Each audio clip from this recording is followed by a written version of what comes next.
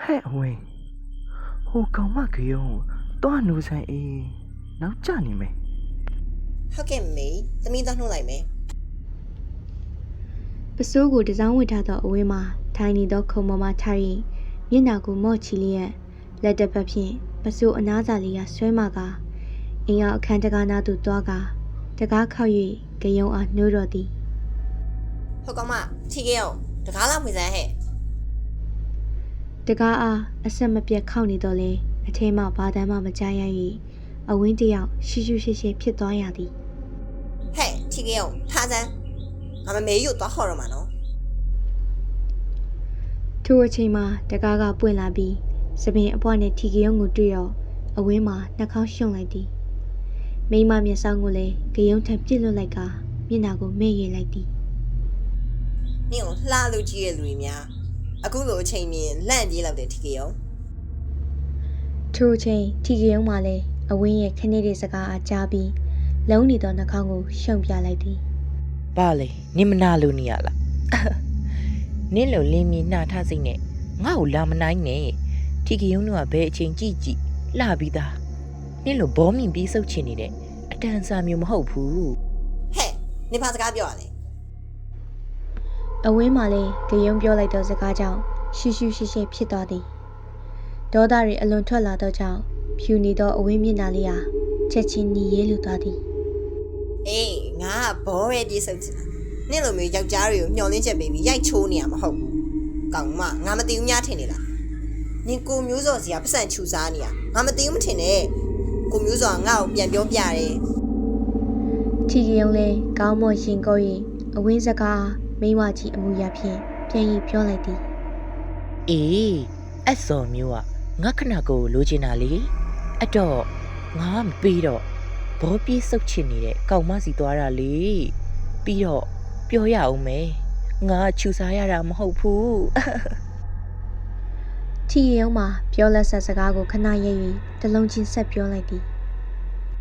သူစွတ်လှူဒန်းနေလို့မငင်းရလို့လက်ခံလိုက်တာပြီးတော့မျိုးစော်ဆိုတဲ့ကောင်ကလည်းနင့်လိုအချိန်ပြီးပေါင်ကားပေးနေတဲ့ဟာနဲ့ပဲတန်နေ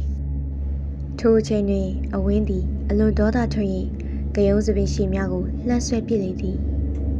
အဖေ့လုံးမ ထီကယုံလည်းအသားနာသွား၍စိတ်တိုးသွားပြီးအဝင်းကိုဆဲရင်စောင့်ကန်လိုက်သည် အာ အဝင်းမှာကျမ်းမြေပေါ်သို့ခွေခွေလေးလေးကျသွားသည်ထိုအချိန်တွင်အေကန်ထဲမှလူများလည်းအတန်ကြားပြီးရန်ဖြစ်နေသောနှစ်ယောက်စီပြေးလာကြတော့သည်တစ်ယောက်မှာစပင်ရှည်များကိုစု၍ဆွဲထားပြီးကျန်တစ်ယောက်မှာဗိုက်ကျောကိုလှမ်းရင်လိန်ဆွဲထားသည်ကိုတွေ့လိုက်ကြသည် ဟဲ့ဘာဖြစ်ကြလဲတိတ်ကုန်တော့မှာပဲစွဲကြဟဲ့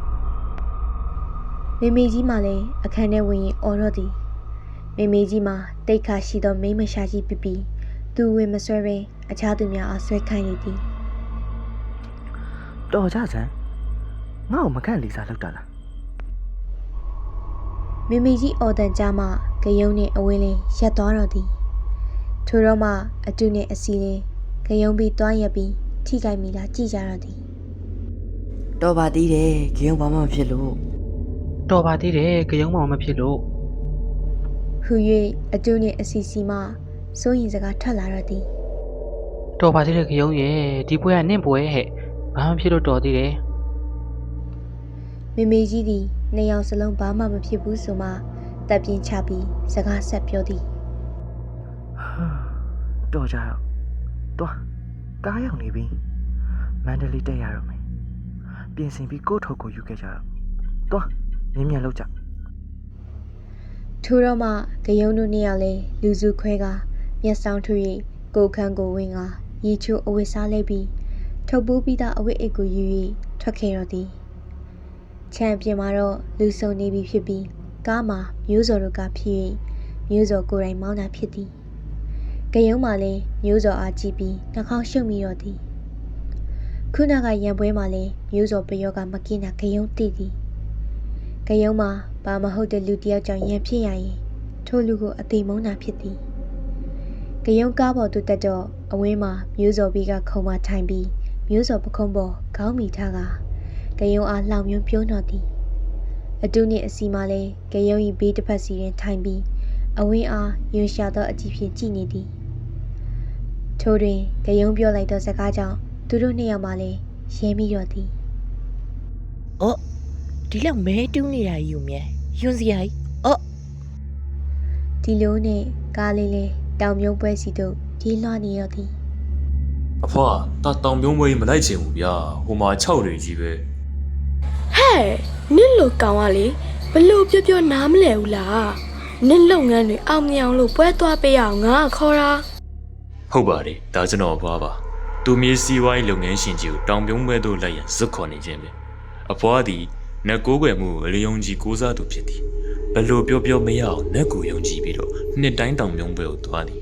သွားတိုင်းလည်းကျွန်တော်ကိုခေါ်တက်ပြီးခေါ်တိုင်းလည်းမလိုက်ပဲအကြောင်းရိုးပြကညင်းခဲ့ပါသည်ဒီနှစ်တော့မလိုက်လို့မရတော့အောင်အဖွားဆွဖြစ်နေတော့သည်ဒီနှစ်တော့အဖွားစိတ်ချမ်းတောင်းကျွန်တော်လိုက်ပေးမယ်လို့တွေးလိုက်ပါ၏ထို့ကြောင့်ကျွန်တော်လည်းကျွန်တော်ပြီးပဲလဲ၍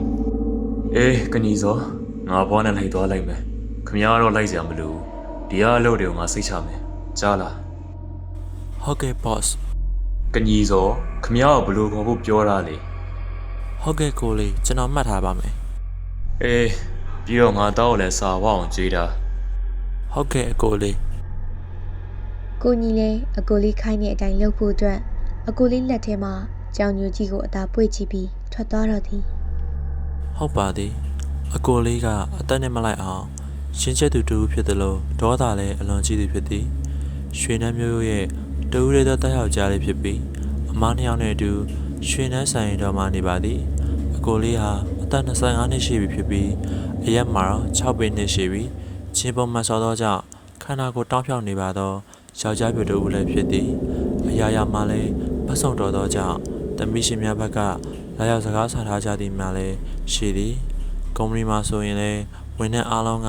ဖိတော်အောင်သူ့ကိုကြောက်ရသေးသည်ငါတော့အလုံးများပြီ အဖွားဒါတကယ်မလိုက်လို့မရဘူးလား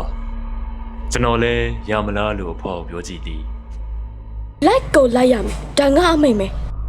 ဟာအဖွားရဟိုမှာ6တွေကြီးပဲလေဗျာ ဟဲ့အချောက်တွေလည်းငါအနေနဲ့ပေးစားနေတာမဟုတ်ဘူးငါလိုက်ဆိုလိုက်ပဲ ဟာဗျာ ဟာဗျာလုံမနေနဲ့မနှက်ဖြန်ဆိုဝါကောင်လာစမ်း8ရက်မို့လားတောင်ပြုံးပွဲရ10ရက်နေ့ထိဆိုတော့ဒီညသွားမယ်